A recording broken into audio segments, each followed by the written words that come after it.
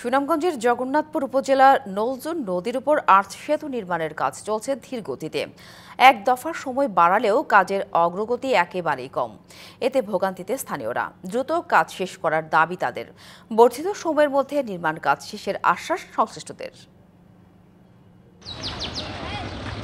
২০২২ সালের এপ্রিলে জগন্নাথপুর উপজেলার যানজট কমাতে শুরু হয় আর্চ সেতু নির্মাণের কাজ। ২০২৪ সালের জুনের মধ্যে শেষ হওয়ার কথা ছিল, পরে সময় বাড়ানো হয় আরও ১ বছর।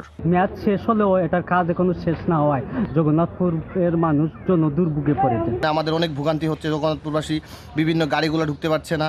স্কুলের বাচ্চা স্কুলাপানেরা খুব হয়, স্কুলে আসতে খুব রিক্সের মুখে আমরা আতঙ্কের মধ্যে থাকি। এই সাইডে খুব ব্যবসা সব শেষ, ব্যবসা নেই, শুধু বিড়িদের লাগে। ধীরগতির কারণে বাড়ানো সময়ের মধ্যেও কাজ শেষ হওয়া নিয়ে দেখা দিয়েছে অনিশ্চয়তা।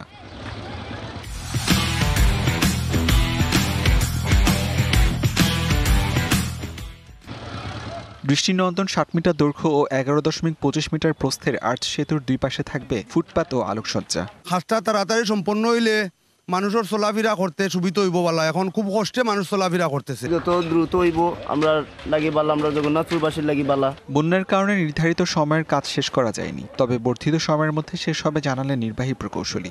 জগন্নাথপুর টু বিশ্ব এই রাস্তাটি স্টার্টিং পয়েন্টে আমাদের একটা ৬০ মিটার আর্চ ব্রিজ আছে।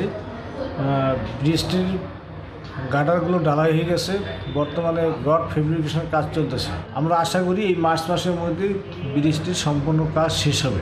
নাগরিক ভোগান্তি কমাতে দ্রুত সেতুটির কাজ শেষ করার দাবি স্থানীয়দের। DVC news desk.